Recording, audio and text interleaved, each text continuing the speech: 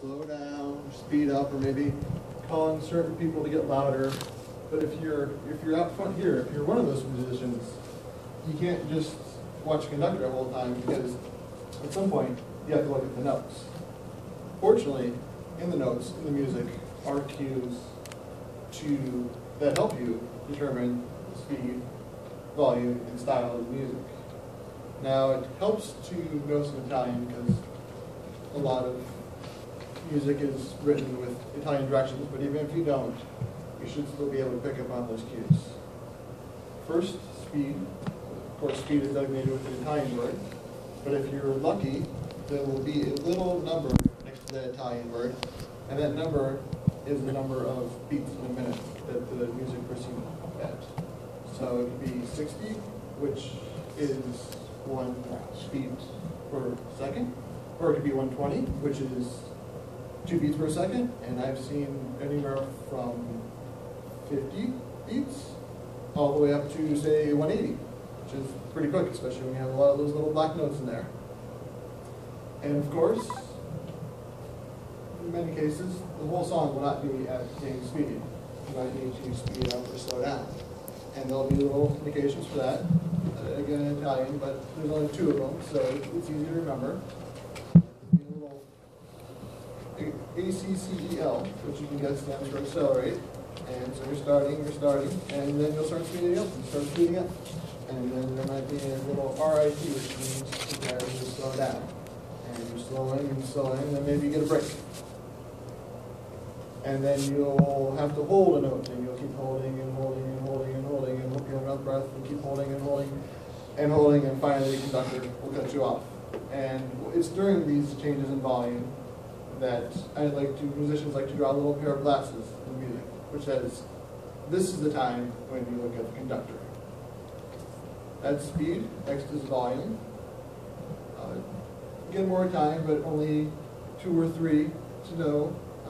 First is piano, which is designated with a P, it means quiet.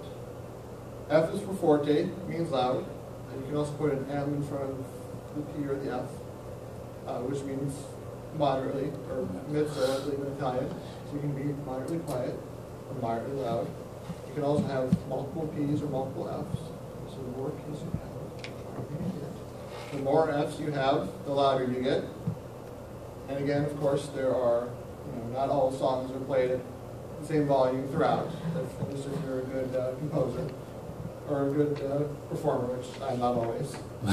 So there's little greater than and less than signs that, as you can kind of guess, till you get louder, and the size and the shape tell you how fast you can gradually, louder, gradually, and then suddenly quieter, something like that. And those are called crescendo and decrescendo.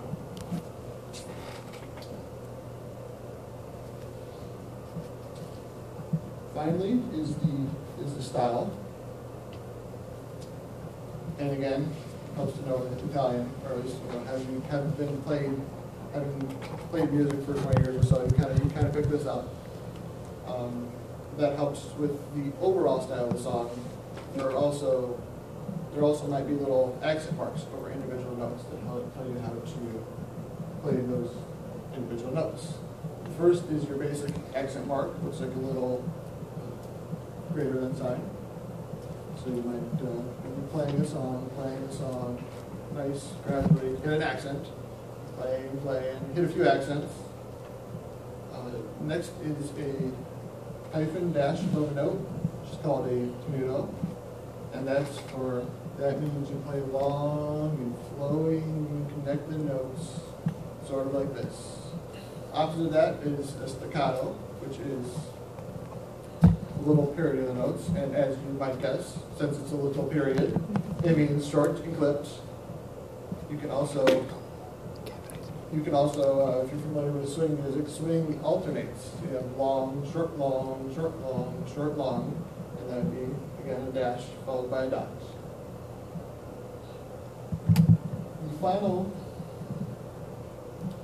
final accent mark is a little carrot like this, and my high school band director referred to that as a stoink, although I seriously doubt that is the official Italian term for it.